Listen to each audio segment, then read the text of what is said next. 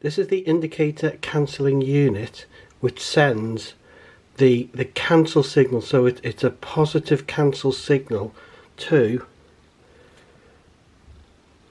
the indicator relay unit here. So this is the positive cancel signal. So this becomes live, and that's what stops the cancel relay from working. Right. There's also this connection here, which it's in the loom, and you can just cross it over if you want to fit just a normal standard relay. You shouldn't mix them up though. So what we're interested in now is to build the testing board. I need to understand what is the signal that causes this to activate. So what it says in the book is that it will send that cancel signal and either on a timer basis, which I think is 10 seconds, and that's, you know, that's relatively easy to test. But the other one is about distance. So how does it know the distance that the bike has travelled? So that signal comes down this line here. So that signal comes down this line here, which is actually white and green. And that signal line goes to a unit here. This isn't a particularly good drawing, to be honest. It doesn't appear as in the book, but it is fundamentally right. The colours don't come across well. But it's this unit here, which is a distance sensor. Right, so I need to have a look at it. And this is it here. This is the distance sensor, and I don't know what it looks like to you, but that looks awfully like an inductive pickup, because there's a few ways to do this. That they could have done this. They could have fitted if you like, a little generator, so that the speedo drive drove the generator, which created a voltage input into the relay, and then you have an RC timer then. Right, so basically the faster it goes, the more voltage it pumps in, or more current it pumps in, and the quicker the capacitor charges up and causes the signal trip, or the production of the signal. Right, in this case, so that appears to me to be an inductive pickup, so presumably what's actually in that unit is a counter. Okay, so I can drive. Okay, so I can drive the speedo up to 30 mile an hour with my drill, and I'm not getting a lot of signal output. I'll be honest with you. There is signal output, but it's tiny, and it's not counting, so that's wrong. I made a mistake there, so let me have another think. So what we have is you won't be able to see this, but I'll try and do a close-up. What we have is a reed switch, and what a reed switch is it's two metal strips like this, contacts like this, and when you put a magnetic field next to them, they distort and touch and create a circuit. Now you've seen these, right? You've seen them on your front doors and sometimes on your windows, right? And they're a contact switch, sometimes they call them, right? So long as the door's made, this reed switch is in close proximity to a magnet, and the contact is made, right? And if you open your door, it moves away from the magnet and it opens. So what presumably there is inside here is a magnet which rotates, right, and opens and closes this, and that's what sends a signal. So what we need to do, well, first of all, I need to prove it's working. And I have had a look at this, and it looks pretty good. What I would say about these reed switches is that they are super reliable, right? But they can go wrong, they can break. Because you imagine if you've got a metal and you're bending it continuously like this, right, eventually it'll fatigue and you can have a piece break off, and it does happen, right? And these could be susceptible, right? But what I would say is that looks like a bog standard reed to me, and I reckon that if you test this, and I'll show you how to test it, and it's not working, I think you can fix it. I really do. Don't think it's a problem. So, shush. Right, and just to be clear, the reason why I'm doing this and not working on the bike is because it's so cold, and I'm well wrapped up here. So that's why I'm not going to stop the dog. There's people walking past, that's why he's barking. Anyway, right, so how do we test it? So all we're going to do is we're just going to pick up on these two lines here, right? And what we're expecting to see is open circuit as a relays like this, and then when the magnet goes we expect that to close. So if I just rotate it,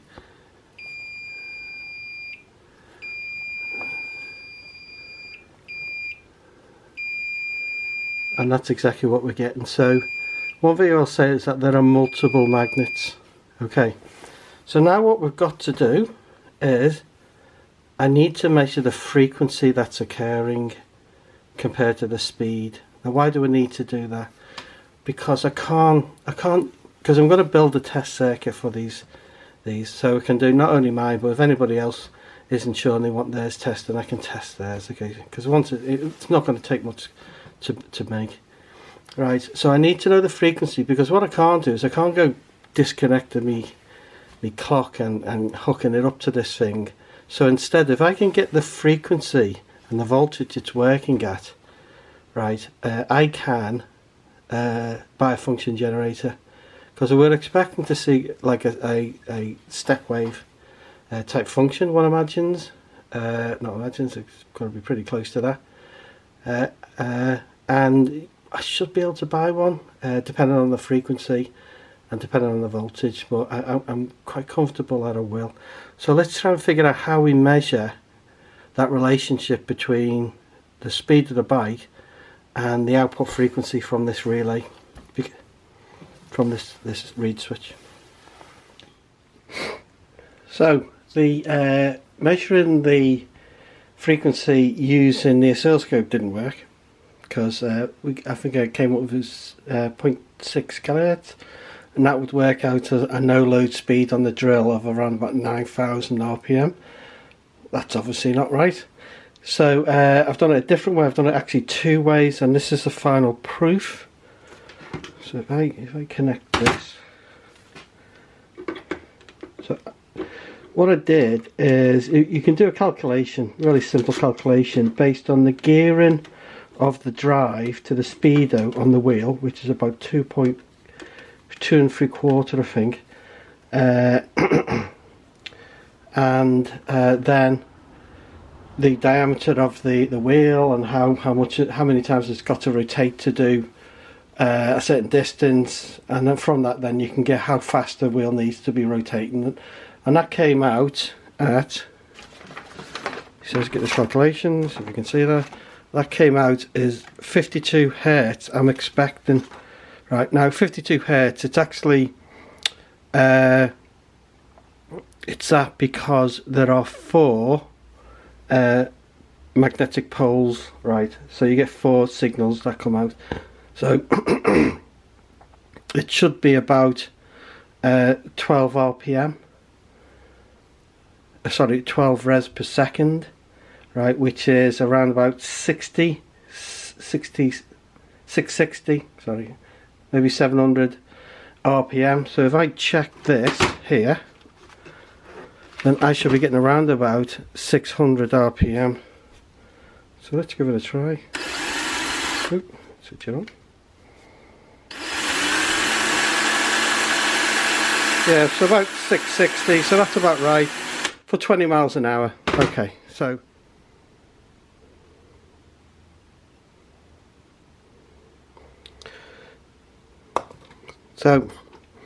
we're working on the test bench, and I'm figuring out how to get the pulse signal for the distance sensor to go into the indicator cancelling unit. So the plan A was to use a function generator. I could do it, I could generate the necessary function, and it's actually easier doing it this way because I think it's a 10-second delay on, and I have to excuse me a bit, it's a 10-second delay for cancelling the unit apparently on the timer. It's 150 yards or something on distance, and 150 yards at 20 mile an hour works out at around about 19 seconds or something, based on the diameter of the wheel. So obviously that exceeds the 10 seconds, so in theory I was going to time out, so I needed to be able to to create a faster signal. So instead of 50 Hertz, I was going to need 150 Hertz. Right, and that way that would work then out at around about 7-8 seconds or less. So it should time out on that, on the distance sensor. So it's much easier doing it with this. But what I forgot, and you guys probably already thought about this, right, was that there's a standard voltage coming out of the indicator, whatever that is. I don't know what it is, but there is. Right, and if I go and put a signal, that signal will just sit on top of that standard voltage. So it may not detect it. I don't know, it may do, but it may not detect it. There are things I can invert the signal and things like this, which may help. But it's just going to get really complicated. So plan B was to buy a unit with a distance sensor built into it. So this is from an XV530. It's all smashed up, nothing really works in it. It wasn't expensive, but it was £15 or something. But I did see that it had the correct, where are we, that one. So that is a distance sensor line. So I thought, I'm in here, this is going to be easy. So take it apart, and I've cut the sensor off. Swine. So that's the read relay fitted, and just to prove, I've just hooked it up to here. If we drive. Do you wish Florence to stay? Yes, the other one had 4. Florence will continue to lodge with Mrs. Pipchin. But it's working. You may see her on Okay, the it's not very pretty, but it works. And try to learn a great deal, dear. And be a very clever man, won't you? So this is the test board. So what we've got is that old Speedo, where we're just using it to create the distance reading. We've attached a indicator relay and the self-cancelling relay. It's as per the original drawing, if you can see that, and that's what the wiring diagram kind of looks like. So what we've got is 3 switches. This switch just isolates this. Okay, to be honest, it's not really necessary. Seemed like a good idea at the time. And then we've got 2 switches which mimic this arrangement here. So this is a handlebar switch, right? And that's these 2 switches. So when we click over, we put 2 circuits in system, and when we release it and the thing flicks back to the middle position, the neutral position, only one of those circuits remains in service, right? And then when we push it, that one comes out of service as well. So if we try that out, so we have both go on, nice and bright, right? Switch the second one off because we've gone back to neutral, it keeps running, and then we switch that one off. Now what should happen, right, is that we should be able to do what I've just done, right, and then leave it, and then after, I think it says 10 seconds, the timer in the self-cancelling relay should shut the circuit down. Right, so I know what the answer to this is, but let's give it a try. And it's not a spectator sport, so after 10 seconds, right, what I'm going to do is I'm going to leave for 30 seconds. I'll cut the video, cut back, but I'll tell you it'll be 30 seconds. And that's 30 seconds, and as you can see, it hasn't cut out, so let's switch it off. So the other one to try is, does it cut out on distance? So it's supposed to cut out on 150 meters. So let's give it a try. So if I go to 300 meters on this, right, then it should have cut out, shouldn't it? So let's give it a try. Second one off, back to neutral.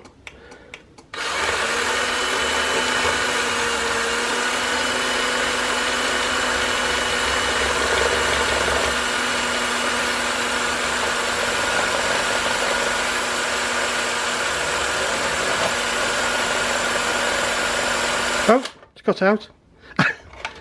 It did cut out, didn't it? Didn't even see that. That was 100. That was 100 meters. Let's just try that again. I wasn't. Did I do so? I didn't knock anything, did I? Right, let's try it again. Yeah.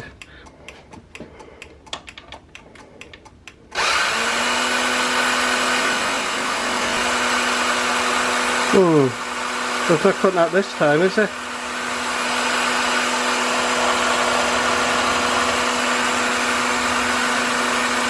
Oh, you idiot. Sorry, my fault. Let's try that again. I didn't knock the second switch off, so it wouldn't knock off. Try it again. Getting overexcited, you see.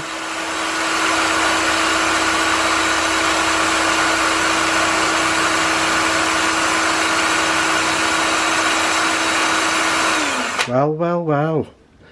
Well, well, well, well, well. It does cut out on distance. But it doesn't cut out on time. And I think that's right, you know. I don't think it cutting out on time is right. Because you imagine you sat at the lights, you switch the indicator on and you just sat there and you miss the fact that it's timed out. So it's cutting out on distance. It does work. Or at least this relay does work. Right, let me try a different relay just to prove that the relays are working. So I'll switch that off. Isn't that interesting? Just prove it's all working again. There you go. Isn't that interesting? Let me change this. I've got another relay here. Let me swap them over. Yeah, that's okay. So let's try this relay. So on, number 2 off.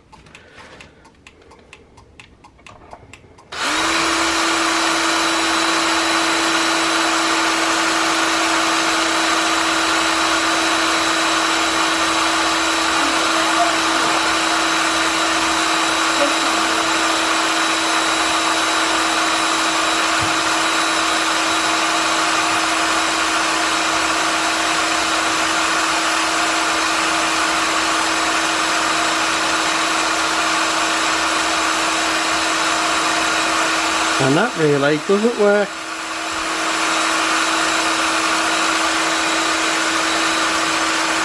So that relay is actually broken. Isn't that interesting?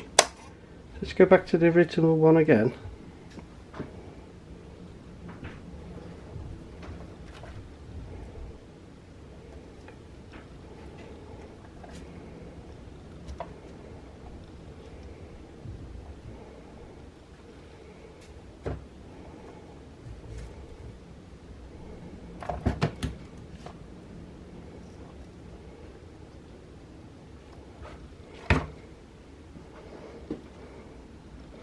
So give it a try. So both on. Number 2 off.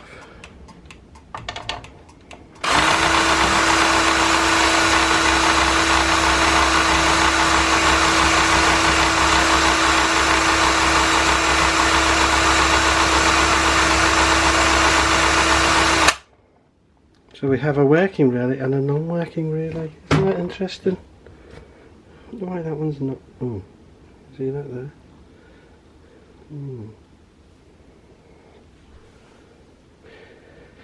So do I have another relay? And I have another relay. I think it's the same one. It says it's off a TZA 250. TZR 250. TZA 250. Right, so let's change the wires over.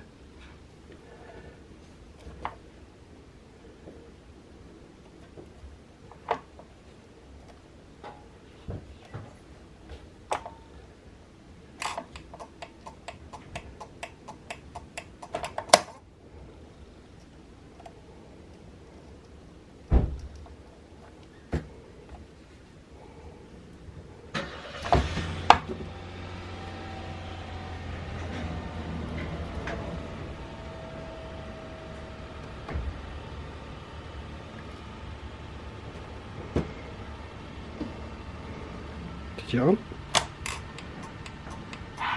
2 off.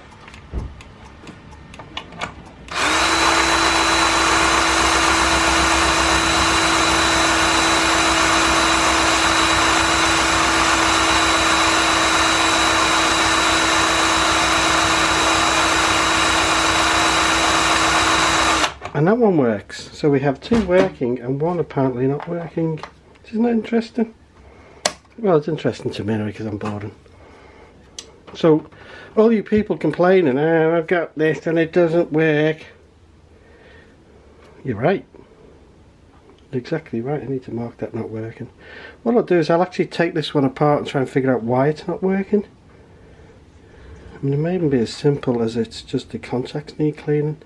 So I'll pull the contacts, clean it up and see if we can get it working. But there you go. So test bench, you know, how much it cost to do? That was 15. Switches were around about, let's say a £5 probably. I think I've got 5 switches for £5 or £6. The chocolate blocks cost nothing, wiring cost nothing, I've just got loads of it.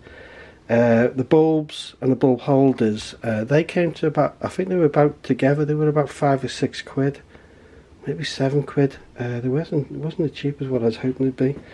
As I say, this was cost me around about, I think it was 18 with the postage, and obviously the reeds were missing, the sensor was missing, but I made that really quite quickly.